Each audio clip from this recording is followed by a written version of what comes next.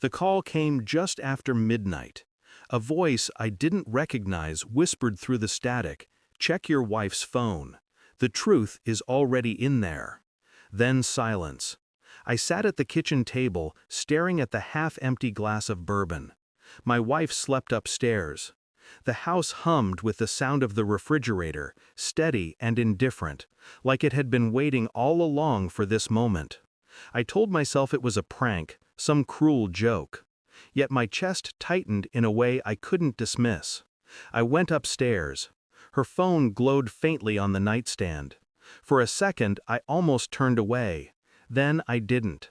The passcode slid open too easily. I knew her numbers too well. Messages lined the screen, threaded with a name I didn't recognize. The last one read, "Tonight was perfect. He'll never know." My throat went dry. The room spun. She shifted in her sleep, murmuring something soft, a lie disguised as a dream. I stood there in the dark, phone burning in my hand, knowing the life I thought I lived had just ended without a sound. I didn't speak in the morning. She kissed me goodbye like nothing had changed, like her lips weren't already claimed by someone else. At work, I stared at numbers on the screen, meaningless lines that blurred together.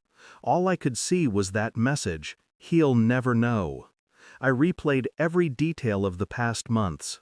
Her sudden late meetings, the new perfume she wore only on Tuesdays, the way she avoided my eyes when I asked if everything was fine.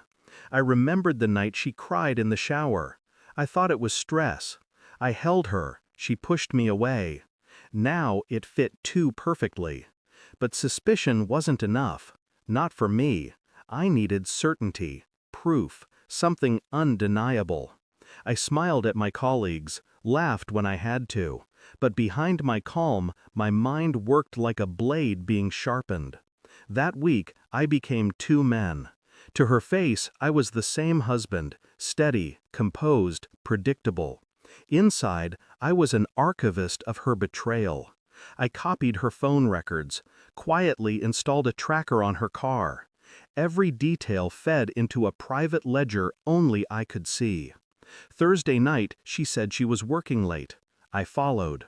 Her car drifted toward the edge of the city, to a motel where the neon buzzed like an exposed wire. I sat in my car, lights off, watching her silhouette step into room 12. A man opened the door.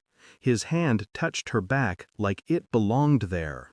I didn't move, didn't scream, didn't break. I only memorized the time, the place, the shape of his face. Back home, she slid into bed beside me, smelling faintly of soap that wasn't ours. I lay still, listening to her breathing, steady as if nothing in the world was wrong. 2 weeks later, I had everything. Hotel receipts, phone logs, photographs, enough evidence to bury the illusion of our marriage forever. I printed it all, slipped it into a plain folder.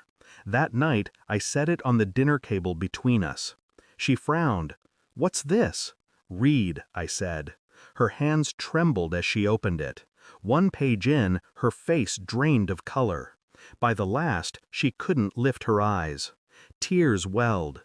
Her mouth opened, then closed, searching for words. I waited, silent. Finally, she whispered, "I can explain." I looked at her with a calmness I didn't feel. "No, you can't." Her sobs filled the room, but I stayed still, untouched, as if she were already a stranger. I didn't shout. I didn't throw plates. That would have given her power. Instead, I slid a second envelope across the table. Inside was the divorce agreement, already prepared, already signed by me. Her eyes widened. "You planned this?" I nodded once, while you thought I was blind. She broke then, begging, clawing for fragments of the life she'd shredded. Her voice cracked on my name, like it still held weight, but to me, it was only noise. I stood, walked to the door, paused long enough to see her collapse against the chair, papers clutched in her shaking hands. The moment was precise, surgical, a clean cut she couldn't stitch back together. I drove without destination, the night swallowing the road ahead. There was no anger left, only silence. The kind that comes after a storm, when the wreckage is clear and the air tastes of iron. I thought of her tears, her desperation. None of it reached me.